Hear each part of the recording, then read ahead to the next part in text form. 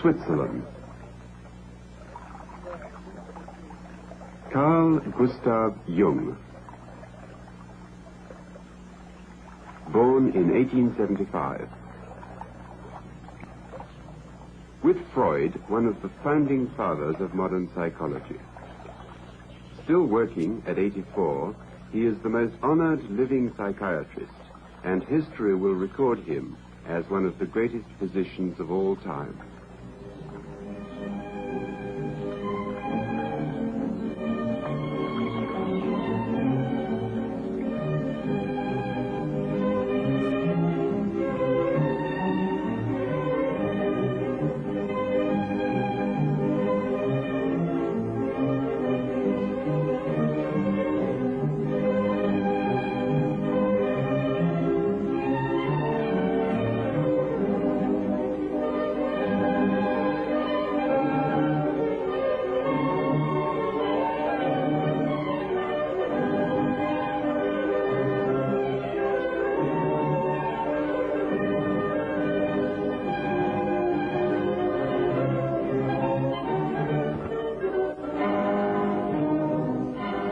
Professor Jung, how many years have you lived in this lovely house by the lake at Zurich?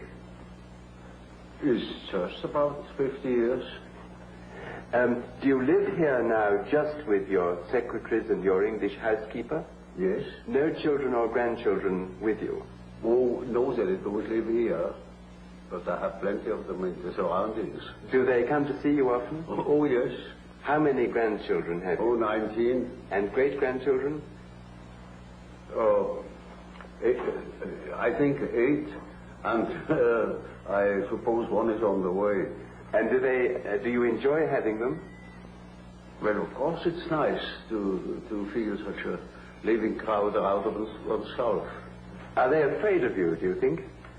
I don't think so. If you would know my grandchildren, you wouldn't think so. What? They steal my things. Even my hat that belongs to me, they stole the other day. Now, can I take you back to your own childhood? Do you remember the occasion when you first felt consciousness of your own individual self? That was in my 11th year. There I suddenly, on my way to school, I stepped out of a mist. It was just as if I had been in a mist, walking in a mist, and I stepped out of it, and I knew I am. I am what I am. And then I thought, but what have I been before? And then I found that I had been in a mist, not knowing to differentiate myself from things.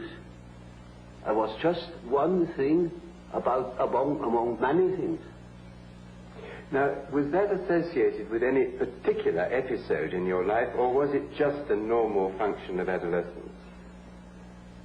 Well, that's difficult to say. As far as I can remember, nothing had happened before that would explain this sudden coming to consciousness. You hadn't, for instance, been quarreling with your parents or anything? No.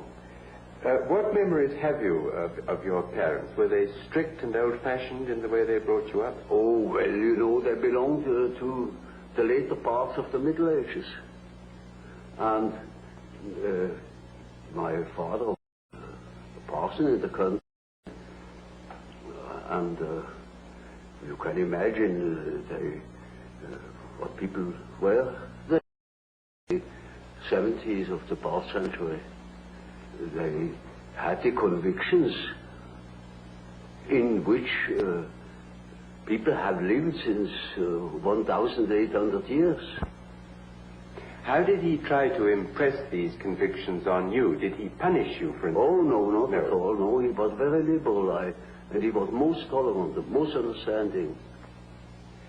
Which did you get on with more intimately, your father or your mother? That's difficult to say. Of course, one is always more intimate with the mother. But when it comes to the personal feeling, I had a better relation to my father, who was predictable, than with my mother, who was, to me, very problematical something. So, at any rate, fear was not an element in your relation with your father? Not at all. Did you accept him as being infallible in his judgments? Oh no, I knew he was very fallible. How old were you when you knew that? Now, let me see.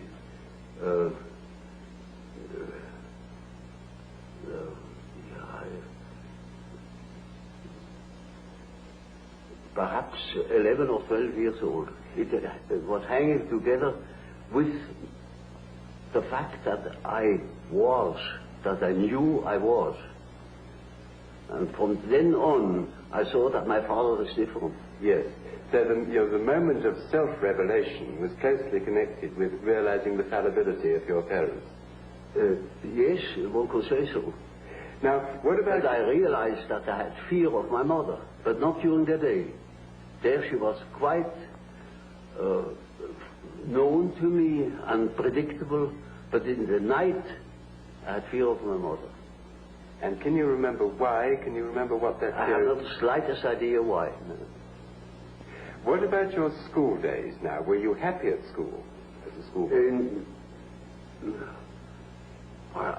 In the beginning I was very happy to have companions, you know, because before I had been very lonely.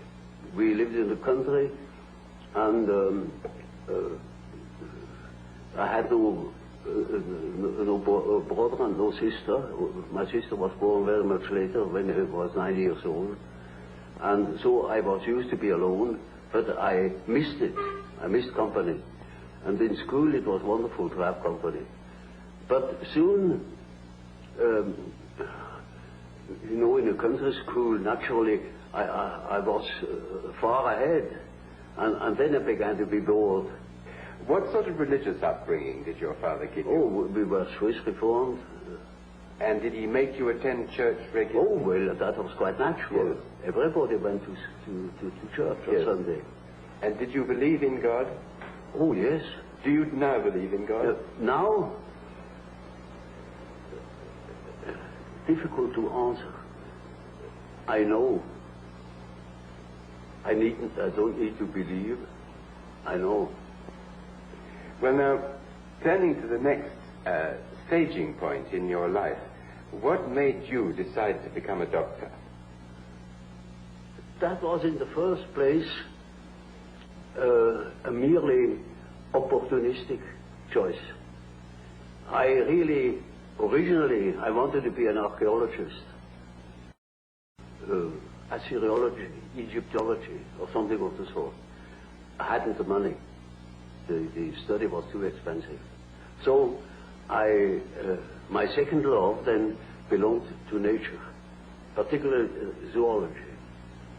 When I began my studies, I inscribed in the so-called philosophical faculty 2, that means natural sciences.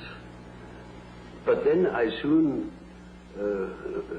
saw that it was the career that was before me would make a schoolmaster of me.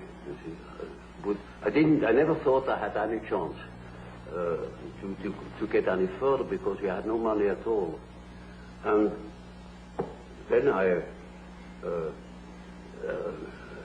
saw that didn't suit my expectations, you know. I didn't want to become a schoolmaster. Teaching was not just what I was looking for. And so I remember that my grandfather has been a doctor, and